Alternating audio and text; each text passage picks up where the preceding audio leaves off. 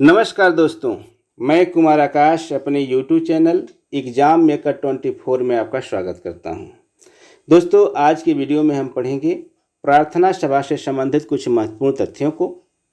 जैसा कि आप जानते हैं कि आपकी परीक्षा में हमेशा प्रार्थना सभा से प्रश्न पूछे जाते हैं और मैं आज आपके लिए प्रार्थना सभा से संबंधित जो मुख्य इसके तथ्य हैं, यानी जो इसके इम्पोर्टेंट फैक्ट हैं, उन्हीं को लेकर आया हूं। और मैं उम्मीद करूंगा कि आज की वीडियो आपको अच्छी लगेगी। यदि वीडियो आपको अच्छी लगती है तो आज ही हमारे चैनल को सब्सक्राइब कर लीजिए, वीडियो को लाइक कर दीजिए, शेयर कर दीजिए और बेल आइकन ज़रूर दबा लीजिए, जिससे मेरे द्वारा अपलोड किए गए वीडियो का नोटिफिकेशन आपको सबसे पहले मिले। तो दोस्तों, जो आज का हमारा टॉपिक है वो है प्रार्थना सभा। जैसा कि आप जानते हैं कि प्रार्थना सभा की जो स्थापना थी, यानी इसके जो संस्थापक थे, आत्माराम पांडुरंग ने की थी। जैसा कि आप तस्वीर में देख रहे हैं, यह आत्माराम पांडुरंग की तस्वीर है। इन्होंने ही प्रार्थना सभा की स्थापना 1867 में बॉम्बे में की थी। तो आपसे प्रश्न यह पूछा जा सकता है कि प्रार्थना सभा की स्थापना कब हुई थी। तो दोस्तों, प्रार्थना सभा की स्थापना 1867 में हुई थी और बॉम्बे में हुई थी। और फिर आपसे यह पूछा जा सकता है कि इसके संस्थापक कौन थे। तो दोस्तों, इसके संस्थापक आपके आत्माराम पांडुरंग थे। आत्मा रहेगा यहाँ पे, आत्माराम पांडुरंग थे, जैसा कि आप तस्वीर में देख रहे हैं। दोस्तों, जो आत्माराम पांडुरंग थे वह एक चिकित्सक थे और बाद में समाज सुधारक हो गए और इन्होंने ही प्रार्थना सभा की स्थापना की। और वे मुंबई में जो प्राकृतिक इतिहास सोसाइटी थी उसके संस्थापक सदस्यों में थे। दोस्तों, ये मुंबई में एक प्राकृतिक इतिहास सोसाइटी थी, उसके संस्थापक सदस्यों में से आपके आत्माराम पांडुरंग थे और इन्होंने ग्रांट मेडिकल कॉलेज से ग्रेजुएशन की थी। दोस्तों, मुंबई में एक ग्रांट मेडिकल कॉलेज है, वहीं से उन्होंने ग्रेजुएशन की थी। जैसा कि अभी आपको बताया कि ये चिकित्सक थे, इसीलिए मेडिकल कॉलेज से ग्रेजुएशन की थी। और इनका जो जन्म हुआ था दोस्तों 1823 में हुआ था, जबकि इनकी मृत्यु 1898 में हुई थी। तो दोस्तों, यह छोटा सा एक परिचय है आपके आत्माराम पांडुरंग से संबंधित। ये आपसे पूछा जा सकता है। तो इसके संस्थापक और इसका जो स्थापना कब हुआ था उसको याद रखना है और कहाँ पे हुआ था यह याद रखना है। यही आपसे प्रश्न में पूछा जाता है। दोस्तों, आत्माराम पांडुरंग ने केशव चंद्र सेन की सहायता से, दोस्तों केशव चंद्र सेन की सहायता से 1867 में बॉम्बे में प्रार्थना सभा की स्थापना की थी। दोस्तों, जैसा कि आप जानते हैं, जो केशव चंद्र सेन थे यह पहले ब्रह्म सभा से संबंधित थे। बाद में 1865 ईस्वी में इनको ब्रह्म सभा से निष्कासित कर दिया गया था। उसके बाद 1865 में इन्होंने साधारण ब्रह्म सभा की स्थापना की थी। तो इन्हीं के सहयोग से आत्माराम पांडुरंग ने 1867 में बॉम्बे में प्रार्थना सभा की स्थापना की थी। दोस्तों, यह भी कहा जाता है कि जो प्रार्थना सभा का जो प्रसिद्धि दिलाने का श्रेय है वह महागोविंद रनाडे को है, यानी एमजी रनाडे को इसको प्रसिद्धि दिलाने का श्रेय दिया जाता है। तो प्रश्न यह भी पूछा जा सकता है कि प्रसिद्धि किसने दिलाई, जबकि इसके जो अन्य सहयोगी थे दोस्तों आरजी भंडाकर थे और एनजी चंदावरकर थे। प्रार्थना सभा के दो मुख्य सहयोगी आपके आरजी भंडाकर, एनजी चंदावरकर थे।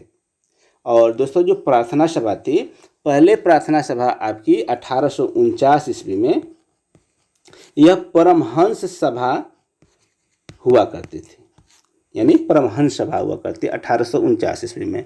और यह जो परमहंस सभा थी दोस्तों, यह ब्रह्म सभा जो ब्रह्म समाज था उसी की एक शाखा थी। बाद में चल के 1860 ईस्वी में यह परमहंस सभा विघटित हो गई, इसका विखंडन हो गया।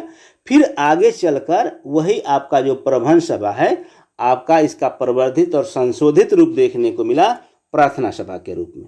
कब मिला दोस्तों? 1867 में। फिर इसका पूछा जा सकता है कि प्रार्थना सभा का उद्देश्य क्या था।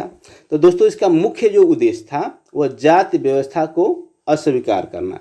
दोस्तों, समाज में जो जाति व्यवस्था थी, जो कई जातियों में लोग बटे थे, उसको ये लोग नहीं मानते थे, उसको अस्वीकार करते थे। तो इसको ख़त्म करना, स्त्री शिक्षा को प्रोत्साहन देना, माने स्त्रियों में शिक्षा का लेवल बहुत नीचे था, तो स्त्रियों में शिक्षा के लिए इनको प्रोत्साहित करना।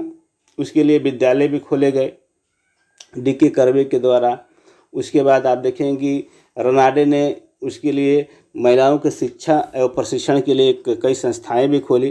तो इनका जो उद्देश्य था वह स्त्री शिक्षा को प्रोत्साहन देना और विधवा पुनर्विवाह का प्रोत्साहन देना।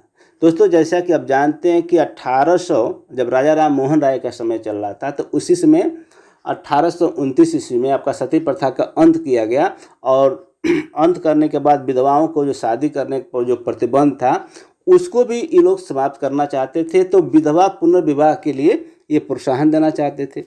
और लड़के और लड़कियों की जो उम्र का जो विवाह करने की उम्र थी उसमें ये वृद्धि चाहते थे। जैसा कि आप जानते हैं कि लड़कियों की उम्र आपकी 12 वर्ष रखी गई थी और लड़कों की 14 वर्ष रखी गई थी, इसमें वे वृद्धि करना चाहते थे। तो यह इनका जो मुख्य उद्देश्य था, जैसा कि आप जानते हैं कि महाराष्ट्र में कई संस्थाएं इस क्षेत्र में कार्य कर रही थी, जैसे थोडो केशव कर्वे, जिनको हम डीके कर्वे कहते हैं, और विष्णु शास्त्री ने रनाडे के साथ मिलकर समाज सुधार के कार्य किए। डीके कर्वे और विष्णु शास्त्री और रनाडे द्वारा बहुत सारे कार्य किए गए। और कर्वे के साथ रनाडे ने विधवाओं को शिक्षा एवं प्रशिक्षण प्राप्त करने के लिए एक विधवा पुनर्विवाह आंदोलन चलाया था। दोस्तों यह भी पूछा जा सकता है कि विधवा पुनर्विवाह आंदोलन किसने चलाया था? तो कर्वे के साथ मिलकर रनाडे ने चलाया था। और साथ ही एक विधवा एसोसिएशन की स्थापना की गई थी ताकि विधवाओं की मदद की जा सके। तो इस तरह के कई संगठन आपके महाराष्ट्र क्षेत्र में कार्य कर रहे थे उस समय। और जैसा कि अभी आपको हमने बताया कि 1849 में महाराष्ट्र में एक प्रबंध सभा नाम से धार्मिक सभा का शुभारंभ हुआ था। और यथार्थ में यह ब्रह्म समाज की एक शाखा थी। और 1860 में इसका विघटन हो गया और इसी का प्रवर्धित और संशोधित रूप 1867 में प्रार्थना सभा के रूप में सामने आया। तो दोस्तों प्रार्थना सभा से यह रहे आपके महत्वपूर्ण तथ्य रहे, यानी इम्पोर्टेंट फैक्ट रहे।